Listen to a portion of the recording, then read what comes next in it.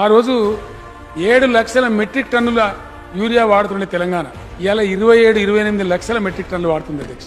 28 lakhs wear to wear. ఎరువు బస్తాలు అయితే మనుషులు తినరు కదా అధ్యక్ష. తింటామంటే కాంగ్రెస్ వాళ్ళకి పంపిస్తాం, మాకు అభ్యంతరం లేదు. అవైతే మనుషులు తినరు, అవి పంటలకే వాడవలసి వస్తుంది. మీరు తమరు అధ్యక్ష, తమరు స్వయంగా ఎన్ని ఢిల్లీ చెక్కలు కొట్టినరు, ఎన్నిసార్లు సెక్రటరీ దగ్గరికి పోయినరు, ఎన్నిసార్లు మంత్రుల దగ్గరికి పోయినరు. నేను చెప్పుడు మీరు పోవుడు లెటర్లు రాసుడు ఒక 15-20 చెక్కలు తమరే ఢిల్లీ కొట్టింది. అట్లా పోయి వాళ్ళని పీడి తెస్తే ఇలా స్టెబిలైజ్ అయితే బ్రహ్మాండమైన ఎరువులో కొడుతుంది అధ్యక్ష. అదే కాంగ్రెస్ పీరియడ్లో చెప్పుల లైన్లు, పోలీస్ స్టేషన్లు ఎరువు బస్తాలు, మళ్ళా కాంగ్రెస్ ఇస్తే అదే గతేస్తుంది. మళ్ళా చెప్పుల లైన్లు, లాఠీ చార్జీలు, 3 గంటల కరెంట్, 3 గంటల 7 గంటలు ఏది రాదు అసలు.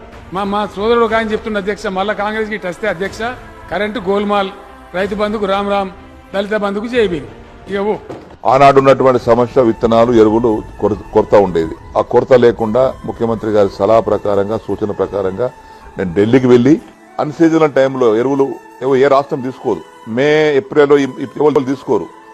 ప్రతి రాష్ట్రానికి కేటాయింపులు ఉంటాయి, కానీ కొన్ని రాష్ట్రాలు తీసుకోవు, వేస్ట్ అవుతుంది. ఆ సర్ప్లస్ అయిన సందర్భంలో కేసీఆర్ గారు నాకు ఢిల్లీకి పంపించి అక్కడ ఉన్న రాధామోహన్ సింగ్ గారు అప్పుడు మంత్రిగా ఉంటే అక్కడ అధికారులు పట్టుకుని, అంటే ఎవరికి అవసరం లేని సమయంలో ఉన్నటువంటి ఎరువులను బఫర్ స్టాక్ గా మనకు రాష్ట్రానికి తీసుకొచ్చి పెట్టేవాళ్ళం. అంటే 4 లక్షల మెట్రిక్ టన్నుల ఫెర్టిలైజర్ ని బఫర్ స్టాక్ గా పెట్టేవాళ్ళం. ఆ విధంగా ఎరువుల కొరత తీసుకున్నాం.